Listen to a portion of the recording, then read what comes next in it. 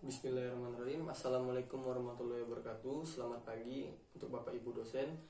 Di sini nama saya Wildan Irfal Pangestu, NIM F1D11637, Program Studi Teknik Pertambangan.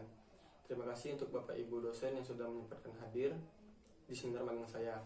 Di sini saya akan mempresentasikan hasil ujian seminar magang saya yang berjudul Aktivitas Pertambangan dan Pengolahan Air Asam Tambang di PT Bangun Energi Indonesia, Set Mersam, Kabupaten Batanghari, Provinsi Jambi.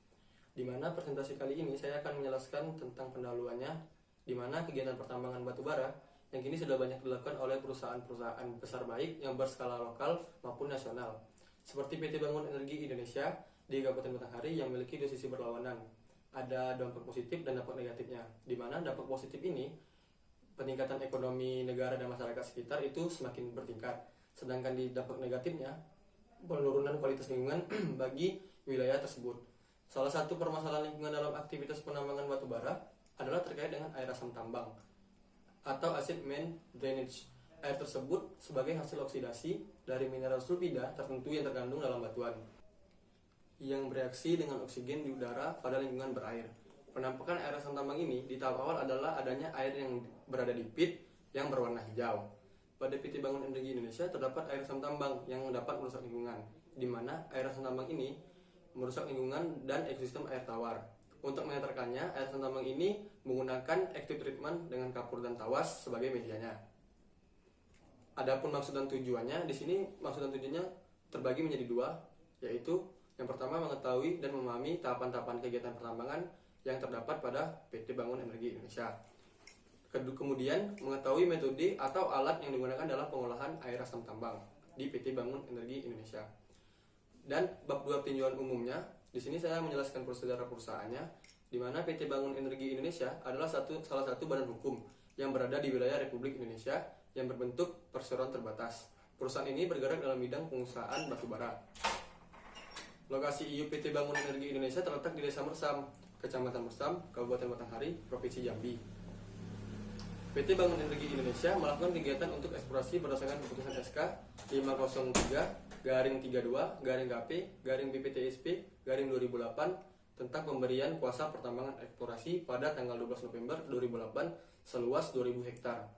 Pada tahun 2010 mengalami peningkatan pada PT Bangun Energi Indonesia memperoleh persetujuan izin usaha pertambangan eksplorasi menjadi 165,7 hektar. Nah, dan di sini lokasi penyampaian peta jalur PT Bangun Energi Indonesia, Kecamatan Mersam, Kabupaten Batanghari, Provinsi Jambi. Adapun dari jalur Kota Jambi menuju PT Bangun Energi Indonesia itu melewati jalan lintas Serolangun Jambi Serolangun. Dari Kota Jambi ke PT Bangun Energi Indonesia ini dapat ditempuh dengan jarak waktu kurang lebih 2 jam sampai 3 jam melalui jalur darat menggunakan sepeda motor atau bil.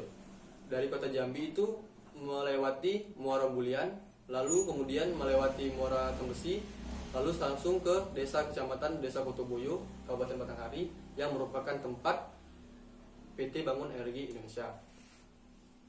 Adapun geologi regional dan iklim dan cuacanya, di mana geologi regional daerah magang ini termasuk dalam cekungan Sumatera Selatan, yaitu formasi Muara Inim.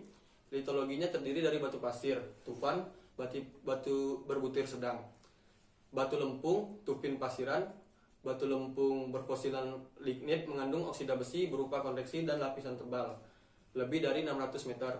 Formasi talang akar terdiri dari batu pasir, tup pasiran, dan batu pasir tufan merata di seluruh batuan setempat mengandung lignit dan bersifat batu lempung. Iklim dan cuacanya pada PT Bangun Energi Indonesia ini termasuk dalam iklim subtropis. Temperatur udara harian rata-rata di sekitar lokasi tambang bersekitar antara 26,6 derajat Celcius hingga 27,5 derajat Celcius. Suhu udara maksimum berkisar antara 31,1 derajat Celcius hingga 34,0 derajat Celcius. Dan suhu minimum adalah sekitar 21,9 derajat Celcius hingga 23,8 derajat Celcius.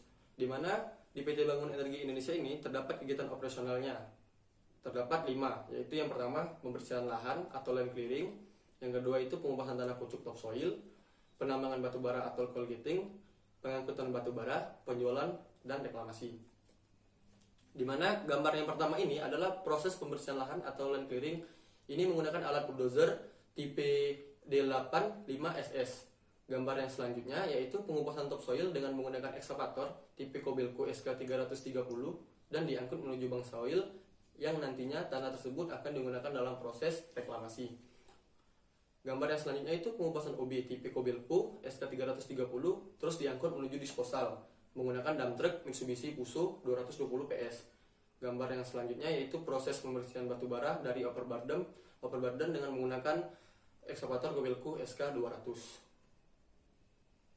Ya, gambar yang selanjutnya ini adalah penggalian batu bara atau coal getting, di mana penggalian batu bara ini dan diangkut menggunakan ekskavator Kobelco SK330.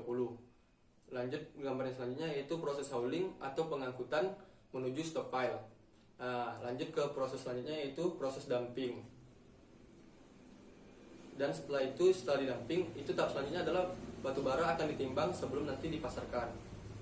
Gambar yang terakhir yaitu proses selanjutnya reklamasi, yaitu penanaman kembali lahan bekas tambang dengan menggunakan tanaman sengon dengan jarak tanaman itu berkisar antara 4 meter dari pohon. Masuk ke bab 4, penggunaan kapur tohor dan tawas untuk mengeluarkan air asam tambang, di mana air asam tambang ini terbagi pula terletak di dua tempat, yaitu di pit dan setting pond, di mana air asam tambang ini terbentuk karena adanya mineral sulfida akibat tersikap dari kegiatan penggalian dan penimbunan yang berada di PT Bangun Energi Indonesia. Sedangkan yang terletak di pit itu mineral sulfidanya terkontak dan teroksidasi oleh oksidator utama, yakni oksigen, dan membentuk produk-produk oksidasi. Dari produk-produk oksidasi ini kemudian terindikasi oleh adanya air hujan. Sedangkan settling pond itu air asam tambang di settling pond yang dari SAM terus dipompa dan dialirkan ke settling pond.